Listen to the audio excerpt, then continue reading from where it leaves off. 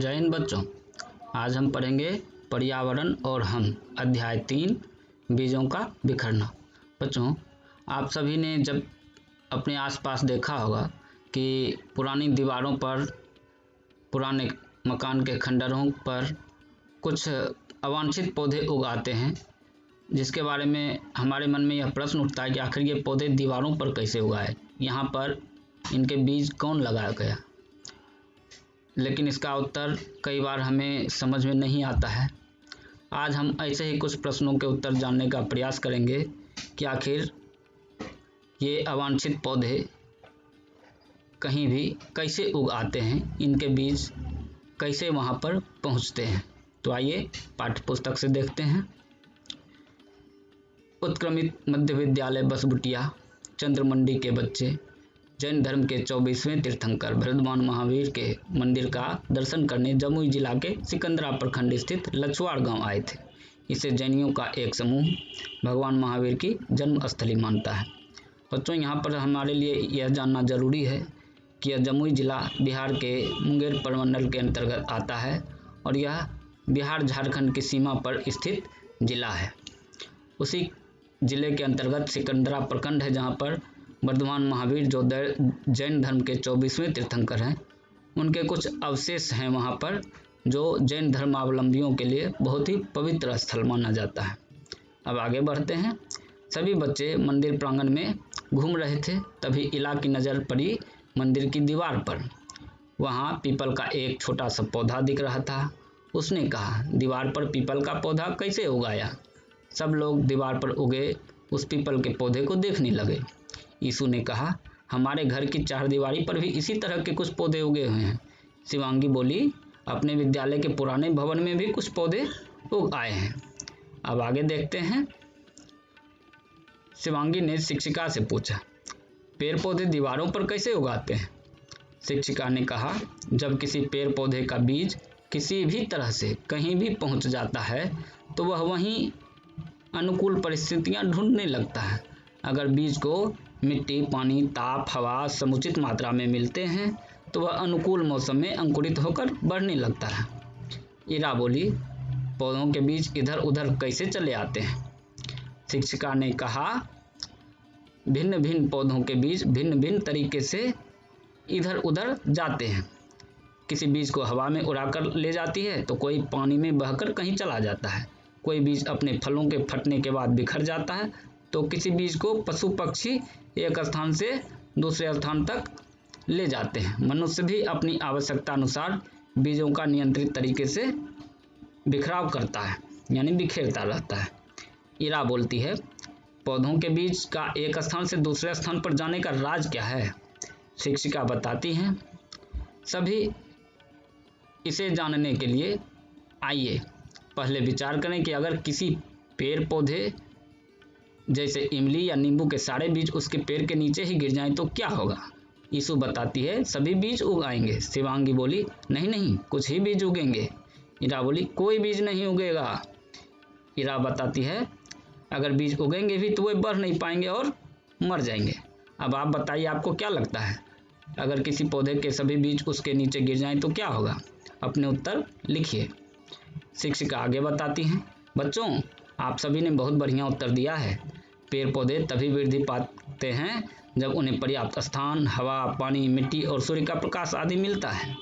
पौधे के बीजों का ये सब आसानी से उपलब्ध हो सके, इसलिए वे अपने मातृ पौधे से बिखरकर दूर दूर चले जाते हैं। मातृ पौधा वही पौधा होता है जिस पौधे से वह बीज निकलता है।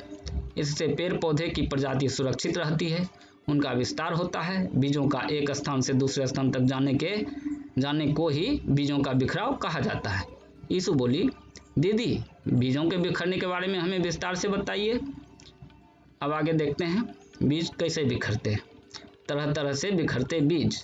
शिक्षिका बताती हैं, बीज अपनी संरचना के आधार पर अपने बिखरने का माध्यम चुनते हैं।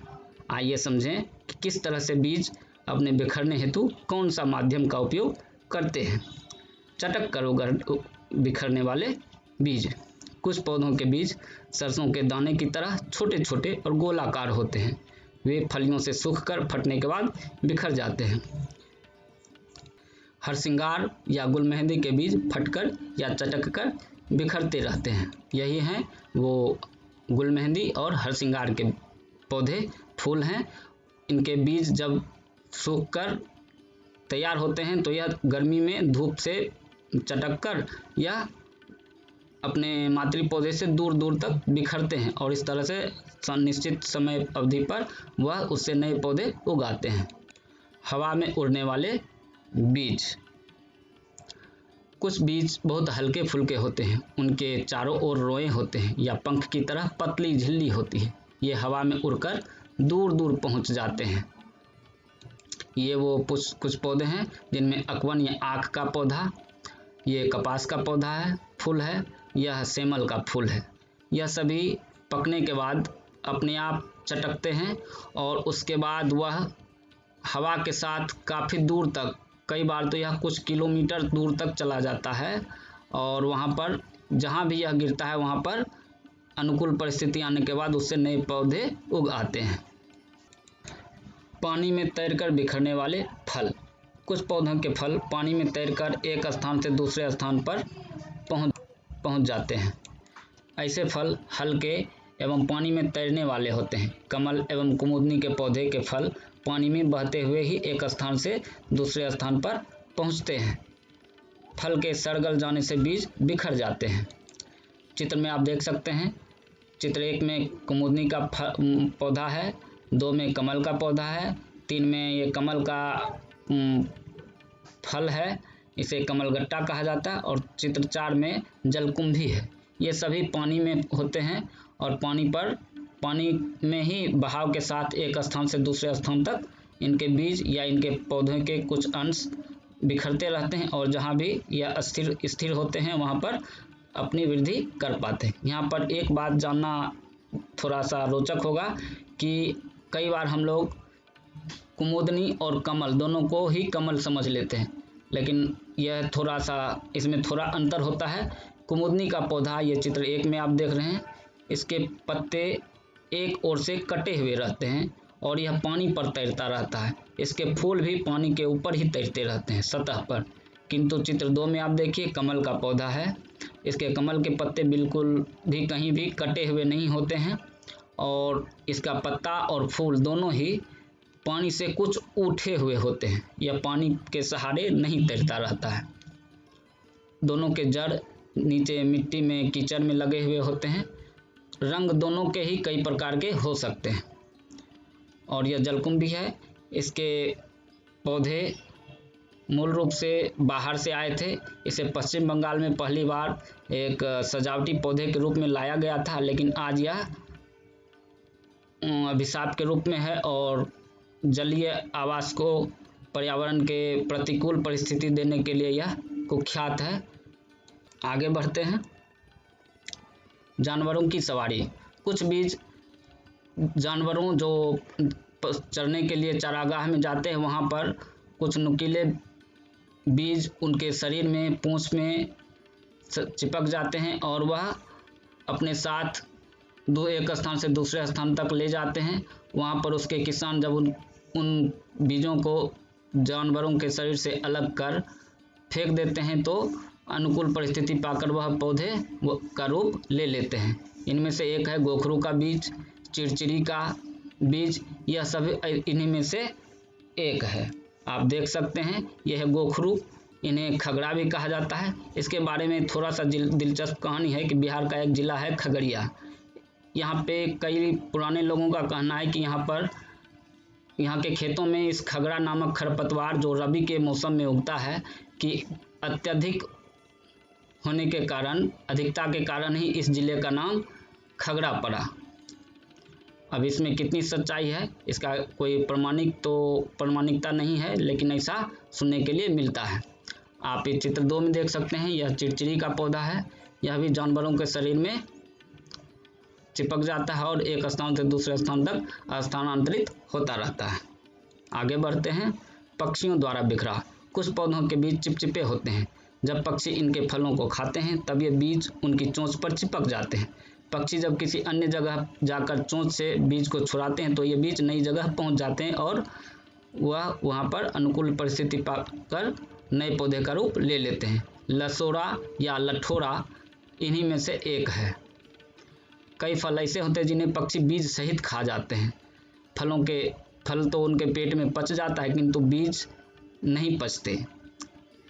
बीज मल के द्वारा यानी बीट के द्वारा उनके शरीर से बाहर निकल आते हैं और जहां गिरते हैं वहीं अनुकूल परिस्थिति होकर अंकुरित हो जाते हैं।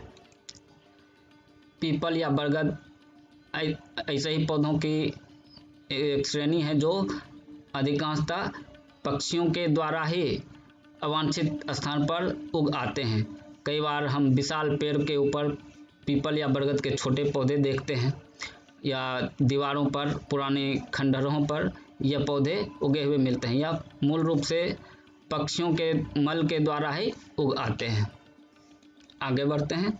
बीजों का बिखरना न केवल पौधों की प्रजातियों को हजारों वर्षों से बचा कर रखने में सहायक रहा है, बल्कि इससे अलग अलग जगहों पर रहने वाले मनुष्यों को भी उपयोगी फल फूल वाले पौधे मिलते रहे हैं। प्रकृति भी बीजों के बिखरने में सहायता पहुंचाती है तथा उनके बिखरने हेतु बीजों में उपयुक्त अनुकूलता भी उत्पन्न करती है। तो यह था हमारा आज का अध्याय, बीजों का बिखराव। आपको यह अध्याय कैसा लगा आप हमें कमेंट में ज़रूर लिखेंगे। जय हिंद।